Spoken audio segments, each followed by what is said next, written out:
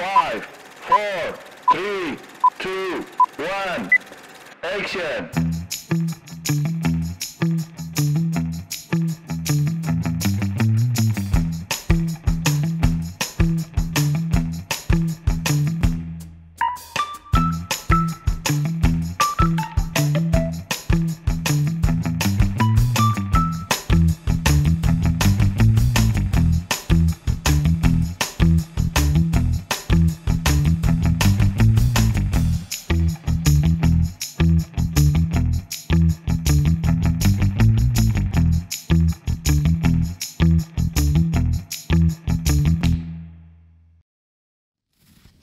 Assalamualaikum warahmatullahi wabarakatuh.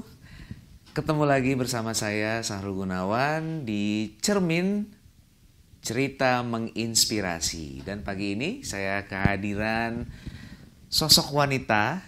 Beliau adalah seseorang yang aktif di bidang kesehatan dan saat ini menjabat sebagai Kepala Dinas Kesehatan di Pemkab Bandung. Ibu Grace Damang. Alhamdulillah, Assalamualaikum.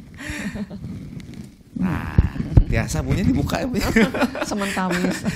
Sebagai dokter pasti sangat memperhatikan prokes, protokol kesehatan, dan beliau kali ini sangat punya beban pastinya Bu ya. Betul. Karena Kabupaten Bandung saat ini Tinggi. paling tinggi ya Bu Betul. ya. Seberapa sekarang jumlah pasien yang terpapar COVID? Kurang lebih 1.548 yang dirawat, kemudian 40 sampai 50 yang di tempat isolasi karantina, dan sisanya isolasi mandiri. Aduh. Ini hal yang diprediksi sebelumnya nggak sih Bu? Karena ini pemirsa semua, setiap hari saya dikirimi informasi oleh Ibu mengenai jumlah pasien yang terpapar, ketersediaan bed di rumah sakit, mengenai COVID, dan cenderung landai ya. Tapi tiba-tiba zet gitu ya. Sebelum, waduh ini Bu Grace pasti pusing banget ini nih. Tapi alhamdulillah gini ya, ente jantan kurus gitu. Alhamdulillah, Mak, tetap harus jaga kesehatan. Sekarang Ibu dengan pressure yang luar biasa ya dari kenyataan yang ada di lapangan. Lalu kemudian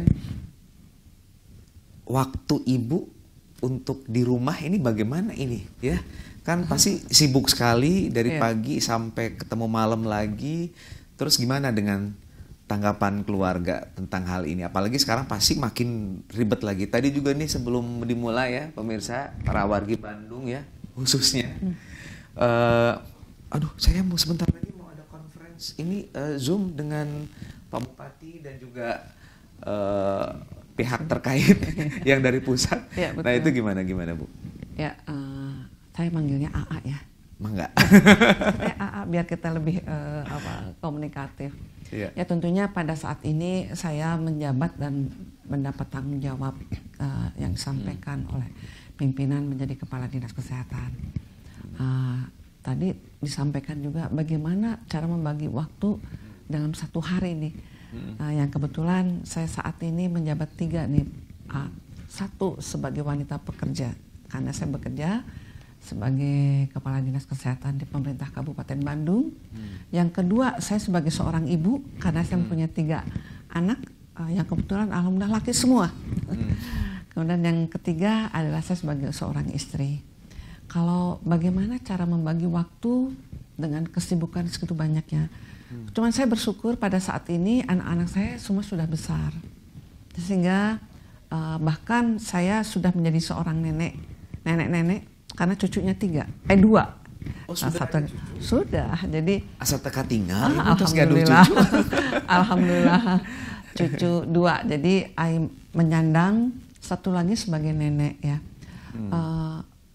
Merupakan suatu dinamika kita dalam hidup ya. Bagaimana kita harus dapat membagi waktu sebagai seorang pekerja, seorang istri dan seorang ibu. Kita tahu dalam satu hari adalah 24 jam. Dan waktu saya mungkin 12 jam atau 50% untuk bekerja. Belum kegiatan-kegiatan yang harus dikomunikasikan sesama dengan pimpinan, kemudian juga dengan masyarakat, serta karyawan-karyawan saya. Nah, itu seninya lah kita di situ. Bagaimana kita harus dapat membagi waktu. Pertama, membagi waktu untuk bekerja, untuk keluarga, dan untuk seorang istri. Tanpa pemahaman dalam keluarga, tanpa dukungan dari seorang suami, tidak mungkin itu bisa saya laksanakan. Bagaimana juga saya juga harus memberikan bobot yang besar bagi keluarga saya. Tapi itu adalah seni yang saya katakan. Bagaimana seninya tersebut membagi. Yang paling penting adalah komunikasi. Sekarang kita dimudahkan dengan teknologi, sehingga saya dapat menyapa anak-anak saya juga dapat menyapa suami saya, walaupun hanya say hello ya. Lagi apa Pak? Sudah makan belum? Nah, kelihatan hal yang sepele, tapi itu adalah komunikasi yang dapat kita bangun di tengah-tengah kesibukan. Di tengah keterbatasan waktu betul. Yang memang minim ya Bu ya, betul. Tapi tetap harus berkualitas. Ya, harus berkualitas. Demikian juga dengan anak saya. Kebetulan kalau anaknya udah besar-besar, jadi dan alhamdulillah 2 udah menikah. Tapi ketika mereka belum menikah dan menjadi 3 orang anak, bagaimana saya juga selalu dapat menyapa mereka lah minimal. Itulah sapaan yang paling selalu saya sampaikan adalah sudah makan belum? Jangan lupa sholat, jangan lupa berdoa. Hanya itu saja. Tapi yang terakhir, masih ada nggak uangnya? Artinya mereka juga supaya dapat, kenapa saya tanya seperti itu? Mereka juga saya berikan belajar untuk dapat mengelola, memanage belajar kecil-kecil, iya, belajar kecil. Dan saya mungkin sampai saat ini malah ya, mereka tidak pernah gini, "Mah, uangnya habis." Saya hitung harusnya mereka habis gitu. Dan ketika saya tanya, "Cukup nggak uangnya?" "Ya tinggal dikit lagi Mah." Jadi tidak pernah mengatakan bahwa kurang gitu, tidak. Ya dikit lagi Mah. Kalau jadi bahasa itu tidak langsung mengajarkan kemandirian, ya, sampai betul. Mereka juga bisa memanage ya. Diri mereka ya, sendiri ya Bu ya. Kembali bersama kami di Cermin Cerita Menginspirasi dan masih bersama Dr. Gigi Grace Mediana Purnami MKes yang lahir di Bandung 14 Desember 1962. Wah, pendidikan S1 Fakultas Kedokteran Gigi Unpad Bandung, pendidikan S1 Fakultas Kedokteran Gigi Unpad Bandung tahun 1987, terakhir S2 Fakultas Kesehatan Masyarakat UI Depok tahun 2002, dan sekarang sedang dalam proses menyelesaikan S3-nya. Masih ya Bu ya, ada waktu gitu Ibu dengan kondisi yang Ibu sangat sibuk, super sibuk seperti ini. Apa sih sebetulnya Ibu memaknai arti pendidikan itu apa? Ya, saya kira tidak ada suatu usia yang membatasi untuk kita mendapat ilmu. Ya, memang kemarin ketika saya untuk ambil S3 menjadi tantangan, dan kebetulan juga suami dan anak-anak support. Ya, selama ibu mampu dan memungkinkan ya silahkan. Nah itu menurut saya support yang luar biasa ya dari keluarga dengan segala resiko. Dalam perjalanan pada saat itu memang yang sangat menarik menjadi topik nasional adalah stunting. Stunting adalah gagal tumbuh dari seorang anak akibat energi kronis. Nah itu juga menjadi perhatian nasional, bahkan Presiden menjadikan suatu program yang harus diselesaikan bagaimana supaya tidak masyarakat kita tidak stunting. Tetapi terus ada COVID, kita semua beralih pada COVID gitu konsentrasinya. Nah, saya kembali terhadap pendidikan S3 tersebut, dan kebetulan juga saya termotivasi melihat di lapangan karena Kabupaten Bandung adalah pada saat itu ya menjadi 10 kabupaten kota menurut angka Riskesdas dengan angka stunting yang cukup tinggi. Nah, tentunya, makanya Ibu lebih tertarik untuk mengambil bidang studi itu. Betul, karena pertama itu tentunya juga tempat saya bekerja harus ada suatu hal yang baik dong. Saya bekerja di situ juga pimpinan saya kira mengharapkan hal yang sama. Jadi saya berupaya. Ternyata setelah dalam perjalanan kunci paling utama bagi untuk menghindari stunting sebenarnya bisa kita lakukan dan masyarakat lakukan dalam keseharian tanpa perlu biaya yang banyak. Salah satunya bagaimana memanfaatkan sinar matahari. Itu salah satu penelitian saya adalah bagaimana sinar matahari tersebut membantu supaya tidak terjadi stunting. Yang paling murah, tidak ada biaya. Betul. Tapi juga membuat kita sehat sebetulnya. Betul. Ini yang seringkali kita tidak sadari. Betul.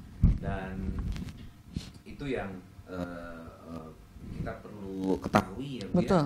Masyarakat untuk bisa menjaga kesehatan dari hal yang paling kecil gitu ya. Nah, kalau saya tangkap dari Ibu mengenai Ibu bagaimana memperjuangkan ya apa yang menjadi cita-cita ya. Kalau saya lihat Ibu adalah sosok wanita fighter ini ya.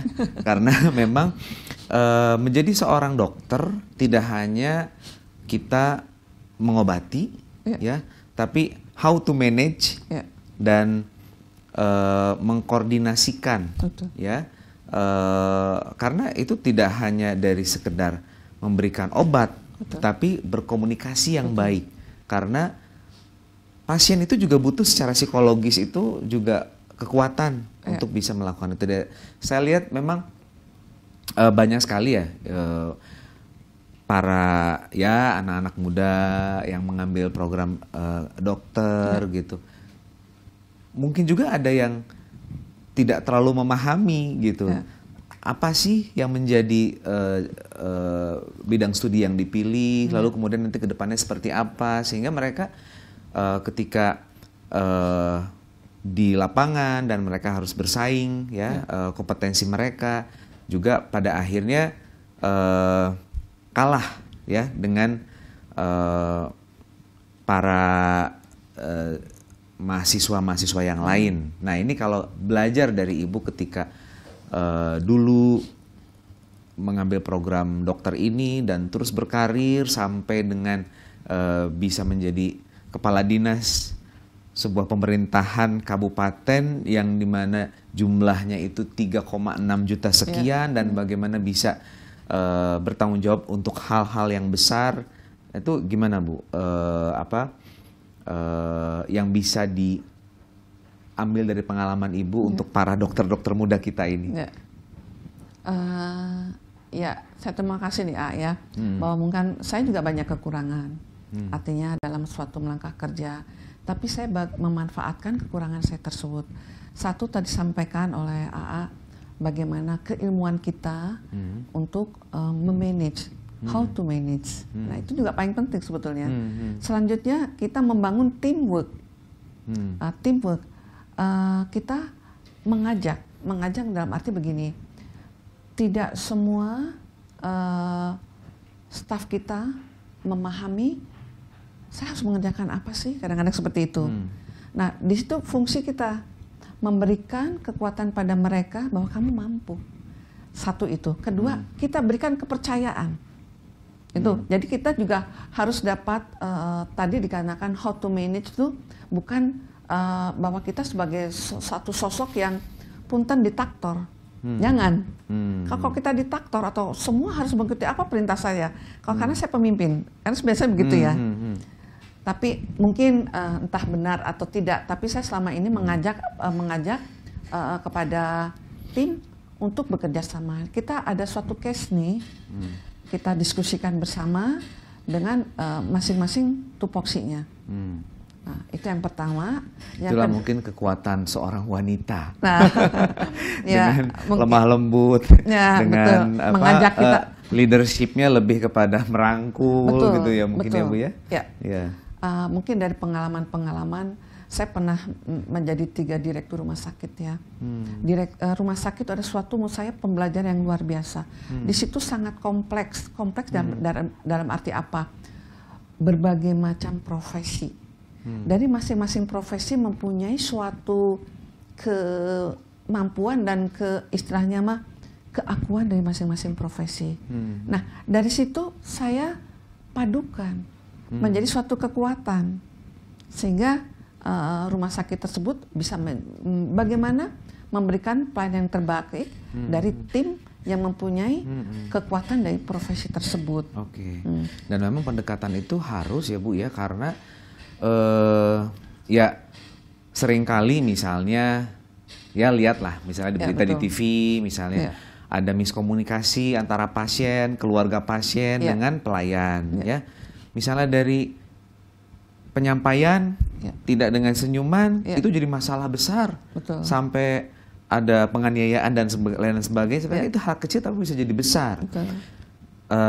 Sense of hospitality itu juga harus dimiliki oleh para nakes ya Bu ya. Nah, bagaimana Ibu mengatasi hal ini kepada para nakes yang ada di Kabupaten Bandung sehingga mereka bisa melayani dengan baik kepada para pasien? Ya. Kita sama mendengar ya terhadap ada suatu kejadian bagaimana ibu dari pasien itu menganiaya nakes. Memang tidak dipungkiri, saya lihat mungkin ada kelelahan ataupun ada permasalahan manusiawi ya, itu akan dibawa dan bekerja. Nah, hal-hal tersebut yang pernah saya lakukan ketika saya di rumah sakit adalah bagaimana kita membangun capacity building dari masing-masing tim menjadi suatu mempunyai misi yang sama. Kita memberikan pelayanan yang terbaik kepada masyarakat. Ya, salah satunya saya mengundang narasumber untuk memberikan pemahaman yang sama terhadap apa yang kita lakukan dalam kerja tim tersebut. Itu yang pertama. Yang kedua, saya mengadakan lomba. Pertama adalah lomba kebersihan dari masing-masing ruangan. Kalau ruangannya tersebut kita anggap bersih, tapi kita menilainya sidak ya, tidak kita jadwalkan. Saya akan menilai ruangan, tidak. Saya menugaskan tim. Saya jadi terinspirasi nanti. Mana ruangan OPD yang paling bersih? Betul. Saya akan bikin kompetisi. Betul. Udah pernah belum sih Bu di sini? Saya baru soalnya. Belum Ya. Boleh juga. Tapi ide bagus. Pernah tapi ya? Dilombakan gitu. Kalau okay. dilombakan kan orang menyiapkan. Justru kondisi harian itu yang paling penting. Betul nggak? Kalau dikatakan. Jadi saya harus menyiapkan spy saya nanti. Betul. Kalau AA bilang saya akan menilai, nanti semua akan menyiapkan. Jadi tidak hal yang harian dilakukan gitu. Nah, terus upaya apa lagi yang sudah dilakukan? Saya lanjutkan, kalau sudah dinilai, saya akan berkeliling mana yang terbaik. Saya langsung berikan selendang hijau kepada kepala ruangannya. Saya beri selendang hijau, dan selendang hijau itu harus dipakai. Jadi suatu kebanggaan bagi mereka menggunakan selendang tersebut gitu. Nah, saya sempat membuat selendang hijau dan selendang merah. Saya akhirnya berpikir selendang merah tidak akan saya berikan karena akan menjadi suatu patah semangat ketika dia menggunakan itu, jadi tidak menjadi termotivasi. Tapi saya berpikir ya sudahlah, selendang hijau aja yang kita gunakan gitu. Nah itu salah satu. Itu lebih kepada perbedaan dari prestasi ya Bu ya. Warna itu ya, bukan warna partai ya Bu ya. Bukan. Warna betul Pak. Bentuk prestasi. Betul ya. Nah, selanjutnya itu untuk ruangan, karena rumah sakit itu terdiri beberapa ruangan ya, ruangan poli, ruangan rawat inap, kemudian ruangan bedah. Jadi semua ruangan-ruangan termasuk administrasi.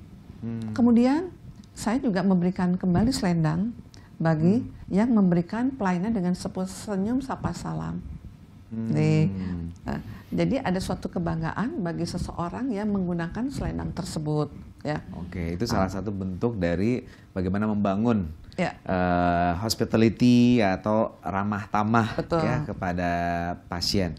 Bu, apa sih menjadi moto hidup Ibu dari sejak remaja? Dari remaja, kemudian saya menjadi seorang ibu, kemudian sekarang saya menjadi istilahnya seorang nenek. Memang berubah-ubah ya dinamikanya ya. Tapi tentunya ketika saya remaja saya pengen menjadi dokter, itu betul ya. Setelah kita jalani, ternyata dokter tuh bukan hanya belajar medis saja. Yang saya rasakan justru bagaimana harus mampu mengelola, memanage juga. Apalagi sekarang saya bekerja bukan di ranah medis ya, ranah manajemen. Itu saya juga sampaikan kepada teman-teman, kalau ingin menjadi mungkin struktural, tadi lagi how to manage kita menjadi seorang dokter dan bagaimana seorang kita manajemen. Itu yang penting. Yang paling penting sekali lagi adalah bagaimana kita berkomunikasi. Nah, terus yang paling saya selalu sampaikan kepada teman-teman adalah pakailah musuh kita menjadi suatu kekuatan. Ajaklah musuh kita menjadi kekuatan. Jangan musuh kita menjadi kita ajak peperangan. Tidak akan berhasil suatu misi atau rencana kita ke depan. Jadi intinya kita ajak semua, baik itu yang suka, tidak suka, menjadi satu kesatuan dalam kita membentuk cita-cita yang kita harapkan dalam suatu unit. Oke, mengolah rasa, pikiran, ya itu yang akan menyelamatkan kita ya Bu ya, daripada kita terus memakai emosi ya. Dan itulah dari pengalaman-pengalaman Ibu itu yang bisa membentuk karakter sebetulnya ya. Terus satu lagi mungkin yang saya lupa sampaikan, ketika bagaimana teman-teman dapat senyum sapa salam. Saya juga sampaikan, kalau belum bisa tersenyum sendiri, coba belajar tersenyum di depan kaca, saya bilang gitu. Sampai seperti itu ya Bu ya? Karena itu karena rumah sakit adalah menjual jasa. Sekarang banyak kompetisi dengan rumah sakit yang lain. Jadi bagaimana kita memberikan jasa yang terbaik kepada masyarakat. Itu tadi kita bagaimana memberikan senyum sapa salam 50% sudah sembuh masyarakat, atau 50% orang sudah merasa tenang didengar. Iya, betul. Didengar karena secara ini juga merasa ada tenang ya, karena sebetulnya untuk penyakit itu kadang jadi dari psikologis itu yang lebih besar ya Bu ya. Sebetulnya berapa persen sih Bu kalau dari psikologi seseorang itu mempengaruhi apapun penyakit yang diderita? Ya, menurut teori ataupun pengalaman-pengalaman yang ada, 50% itu sudah menyembuhkan. Kan itu sugesti. Dari sugesti kejiwaan seseorang itu meningkatkan imun. Betul. Meningkatkan suatu kepercayaan. Kepercayaan diri. Soalnya saya juga pernah, bener pemirsa, saya lagi sakit nih. Begitu ketemu di rumah sakit aja, kok jadi sembuh? Apalagi rumah sakit pelayanannya baik ya, dok, EA ya. Jadi sugesti gitu kan. Apalagi sekarang misalnya rumah sakit juga dibuat misalnya ada cafe shopnya, terus ada yang buat jual souvenir. Kadang-kadang lupa ketika misalnya ada juga ruang-ruang fun-nya. Betul. Jadi akhirnya pas rumah sakit, gue sakit apa ya? Kadang seperti itu. Oke, nanti kita akan lanjutkan lagi. Ini nanti kita akan lebih spesifik mengenai COVID dan bagaimana upaya-upaya kita di masyarakat supaya tidak lengah dari penyebaran virus COVID-19. Kita akan kembali pemirsa setelah yang satu ini, tetap di Cerita Menginspirasi. Ya pemirsa, alhamdulillah Allah masih mempertemukan kita dan insya Allah kita semua terhindar dari apa yang namanya COVID-19. Amin. Saya udah pernah Ibu terkena COVID. Aduh rasanya ya Allah ya Rabbal Alamin. Jadi waktu itu pas menjelang pencoblosan waktu itu ya. Dan saya menyaksikan kemenangan itu dari rumah sakit. Tidak bisa dibayangkan Ibu. Kalau misalnya saat itu saya lihat dari TV Quick Count, terus kalah bedas, tambah gering sih karena abdi Bu. Betul. Tapi itu sugesti tadi ya. Takdir Allah menyatakan bahwa saya dengan Pak Dadang Supriyatna bisa mewujudkan harapan masyarakat Kabupaten Bandung dan memimpin. Mudah-mudahan kita bisa terus berkoordinasi dengan baik ya Bu ya. Amin. Nah tadi saya sebetulnya sudah, jangan dulu deh bahas COVID-19 ini ya di Kabupaten Bandung lagi tinggi-tingginya gitu ya. Tapi ya kita harus fokus, harus konsentrasi. Ini bagaimana penanganan ini bisa berjalan dengan efektif ya Bu ya. Saat ini yang data yang Ibu berikan juga ke saya setiap hari terakhir jumlah yang terpapar ya dari klaster keluarga ini Bu, yang paling banyak yaitu 6.852, perkantoran 1.614, nanti datanya bisa kita munculkan ya di sini. Pelaku perjalanan ini berarti dari wisatawan. Ya. Wisatawan yang hadir di sini itu terhitung juga ketika diperiksa di sini atau khusus warga Kabupaten Bandung, Bu? Kalau data seperti ini. Pelaku perjalanan itu ada mobilisasi ya, baik warga kita keluar atau warga luar ke kita. Gitu. Jadi kalau khusus wisatawan mungkin hanya lebih banyak pada hari-hari libur dan libur panjang gitu. Yang kebetulan memang mereka juga terdeteksi di sini, masuk ke rumah sakit di sini. Tapi yang paling banyak memang pelaku perjalanan warga kita juga keluar. Gitu Pak. Mungkin pada saat kemarin setelah Idul Fitri, ya ada yang mudik. Tuh saya aja nggak mudik. Saya ini seumur-umur saya baru berlebaran di luar kota Bogor asal saya Bu ya. Tapi sekarang karena saya cinta dengan Bandung, saya juga ingin mencontohkan bahwa jangan mudik ya. Dan ternyata alhamdulillah ya kita bisa terhindar dari potensi-potensi yang ada di perjalanan ataupun dari lingkungan di luar yang sehari-hari kita berada ya Bu ya. Nah selain itu juga dari ya bank, pertokoan, hajatan. Nah ini sekarang hajatan. Habis lebaran biasanya banyak hajatan. Ini salah satunya juga penyumbang. Apa sih Bu yang harusnya masyarakat itu sadari ya mengenai penyebaran COVID-19 ini, yang kita harus menghadapinya dengan ya jangan main-main gitu loh. Masih harus ada kesadaran, harus ada kesadaran untuk itu. Apa yang saat ini diupayakan untuk Ibu dan harapan kepada masyarakat untuk bisa ikut terlibat seperti apa? Perlu kita ketahui bersama ya bahwa COVID menjadi pandemi adalah pada akhir tahun 2019. Khususnya kita bicara Kabupaten Bandung, pertama kali ada orang yang terpapar COVID ada pada tanggal 20 Februari. Jadi kalau kita jangan sebut ulang tahun atau takut yang kedua. Jadi cukup aja sekarang udah 1 tahun lebih Kabupaten Bandung kita menangani COVID. Memang awalnya kita ada suatu kepanikan yang luar biasa ya. Masyarakat di 20 Februari 2020 itu berarti mulainya. Ya itu terus meninggal orangnya. 1 minggu kemudian juga ada orang pelaku perjalanan dari Inggris. Itu masih muda. Itu juga seminggu terus meninggal. Jadi kita juga dari kondisi seperti itu menjadi kepanikan dan ketakutan. Dan alhamdulillah kemudian kita bersama-sama dari pusat, provinsi, kabupaten membentuk satuan tugas ya, yang terbentuk dari semua unsur masyarakat, unsur OPD juga Forkompinda, mulai itu Forkompinda tingkat kecamatan. Nah di situ kita sama-sama menjalankan tugas apa yang menjadi tugas dan kewajibannya. Saya kembali kalau saya kepada Dinas Kesehatan, pada saat itu kita semua belajar istilahnya mah learning by doing. Kita semua tidak tahu apa yang harus kita lakukan pada saat kok ada yang meninggal, kemudian menangani ketika ada orang yang sakit di rumah. Nah, kita tuh memang ada suatu fase 1 tahun ini betul-betul membuat kita belajar ya. Nah, untuk terkait sekarang kasus ini, pemerintah bahkan presiden sudah menyampaikan bahwa setelah liburan pasti akan ada kenaikan kasus. Karena pengalaman Natal tahun baru itu juga kenaikan kasus yang luar biasa.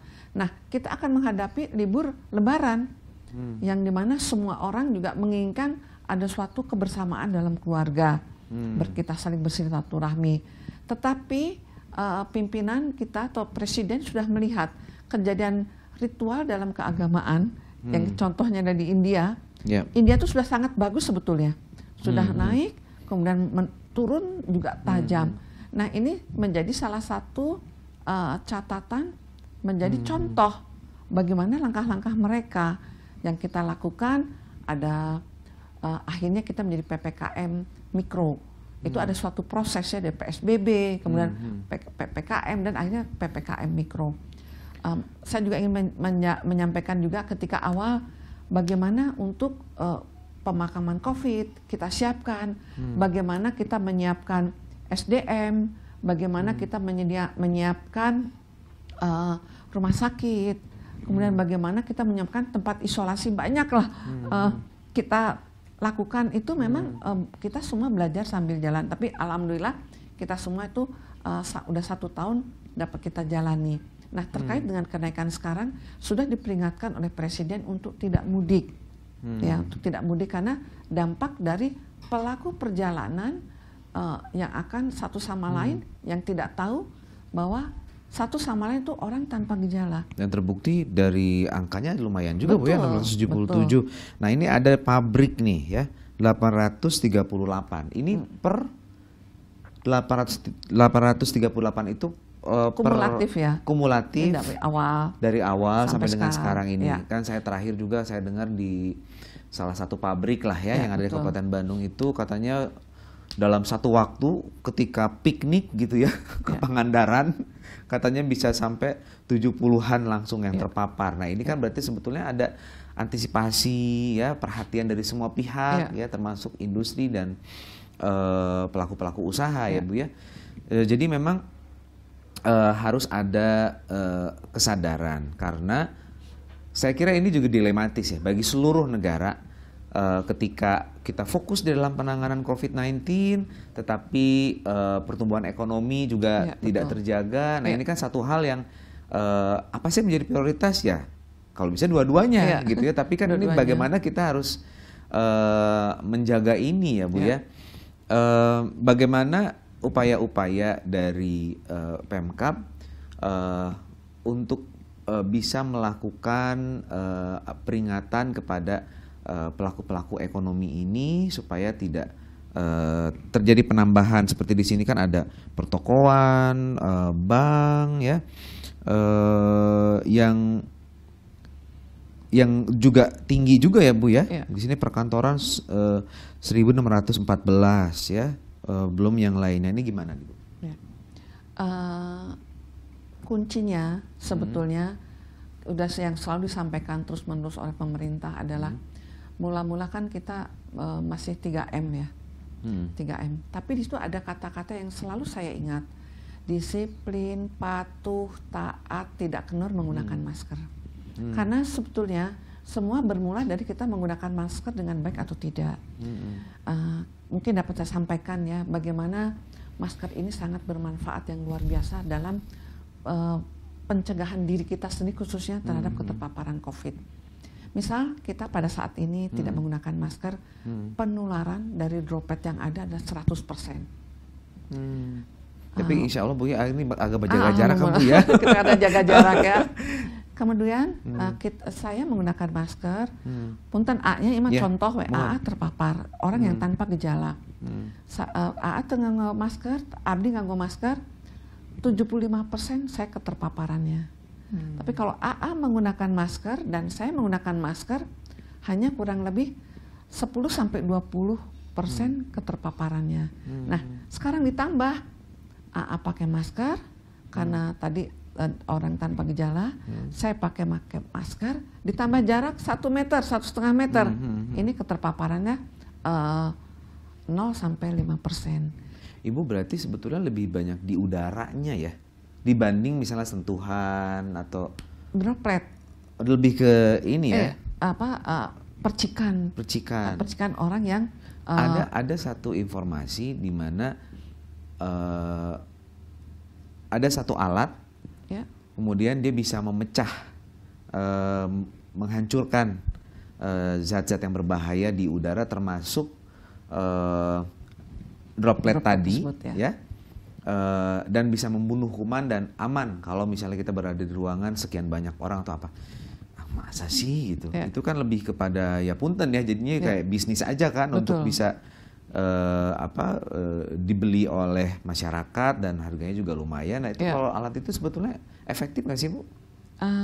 Saya belum dapat mengatakan efektif atau tidak efektif. Itu bagian dari ikhtiar ya. Tapi WHO pun sampai sekarang menyarankan cukup 3M ditambah 2M jadi 5M. 3M, Satu, memakai memakai masker, masker, mencuci nomor 1. tangan, Betul, menjaga jarak, menjaga jarak seperti yang kita tahu. Tambahannya menghindari kerumunan dan mengurangi mobilisasi. Jadi cicing di imah. Nah itu cicing di imah. Kalau kita tidak penting betul, Iya. upayakanlah kita berada di rumah. Tapi di rumah pun sekarang dengan klaster keluarga. Nah itu dia. Nah, satu itu orang bawa ke rumah, betul. Seluruh keluarga kena. Nah, itu yang paling banyak sekarang. betul. Nah itu apa yang harus diantisipasi sehingga kita tidak mengabaikan hal yang akhirnya menjadi besar gitu nantinya efeknya. Ya, di Kabupaten Bandung dari persentase yang ada adalah 58% sampai 65% orang yang terkonfirmasi positif adalah orang tanpa gejala. Nah, ketika orang tanpa gejala tersebut tidak tertib, patuh menggunakan maskernya, tadi saya sampaikan bagaimana fungsi masker tersebut terhadap pencegahan COVID ini. Iya, nah, betul. Dia ketika tidak disiplin terpapar oleh orang yang tanpa gejala.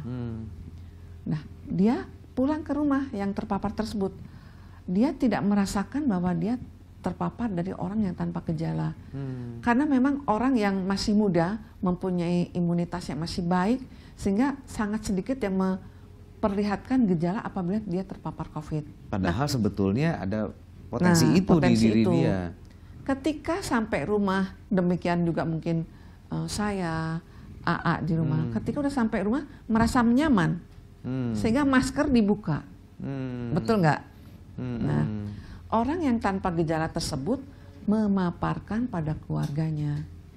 Yang seperti saya katakan bahwa 50 sampai 65% orang tanpa gejala itu yang terkonfirmasi positif, yang membawa keterpaparan pada keluarga. Kita kembali kepada hari raya. Hari raya adalah kita suatu tradisi bagaimana kita harus mengunjungi pada orang yang lebih tua. Ya. Betul. Nah, ini tadi orang yang tanpa gejala tidak menyadari merasa sehat, gitu ya, memaparkan kepada orang tuanya, bahkan yang memang rentan untuk bisa tertular ya, betul. Bu ya. Nah inilah siklus ataupun yang berdampak kenapa jadi kasus keterpaparan keluarga ya, sangat tinggi. Lebih ke iraha atuh. Mohon. Pemikir teh gitu. Apa namanya? Kita nggak bisa memprediksi ya, Bu ya. Betul, tidak bisa. Kalau saya ditanya prediksinya kapan sih selesai COVID di Kabupaten Bandung? Ya sejauh hulunya tidak memaksimalkan dalam pencegahan. Kalau tenaga kesehatan ada hilir, artinya dampak ketika hulu terpapar kepada hilir. Hilir kan juga ada suatu saat ada suatu keterbatasan apabila jumlah kasus tidak seimbang dengan tenaga kesehatan yang ada, sarana prasarana yang tersedia. Nah, sekarang kita harus bahu-membahu mulai dari masyarakat, aparat dan satgas untuk bersatu bagaimana kita menjalankan dengan disiplin, patuh, taat, tidak kendor dengan 5M-nya. Ya, karena gitu. Kita juga harus menghindari ya permasalahan yang akan lebih besar. Kayak seperti mungkin tenaga nakes juga banyak yang terpapar katanya Ibu ya. Sekarang berapa jumlah nakes yang terpapar, Bu? Untuk saat ini atau minggu-minggu ini kurang lebih ada 82 nakes yang terpapar di 3 rumah sakit. Ini saya belum menginventaris yang puskesmas ya. Puskesmas. Itu 3 RSUD berarti ya yang terpapar. Belum yang di puskesmas itu juga mungkin ada juga yang ada juga yang terpapar gitu. Satu mungkin karena dia juga kelelahan, kita udah 1 tahun ya. Apakah memang seharusnya ditambah, Bu, jumlah tenaga medisnya yang ada? Betul, kita harus ditambahkan, tapi juga kita berdampak kepada anggaran pembiayaannya pemerintah terhadap hal itu ya. Jadi apa yang ada dimaksimalkan. Nah, sekarang kita semua juga harus ikut terlibat. Masyarakat tak dijaga. Saya juga tidak henti-hentinya saya ketika turun di masyarakat, ketika ada acara, untuk tetap menjaga protokol kesehatan. Bukan berarti saya juga tidak ingin bersentuhan, saya tidak ingin bercengkerama dengan warga. Namun memang sebetulnya ya kanyaah abdi gitu kasadayana. Supados orang salamet sadayana. Siapa tahu memang saya juga yang nanti bisa menularkan gitu kan ya. Dan ini perlu perhatian dari kita semuanya.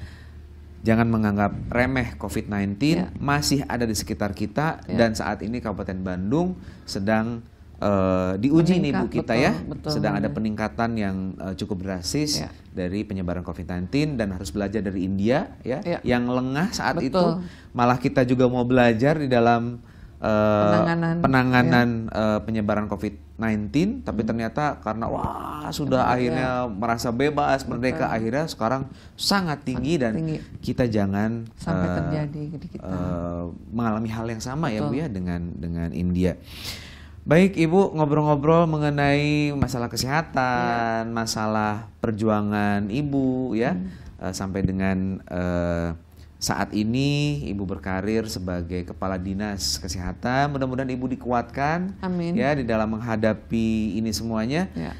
Ini mungkin yang paling berat nih ujiannya Bu ya. Betul. Mungkin ada lagi yang lebih ada pressure saat itu? Ada Pak.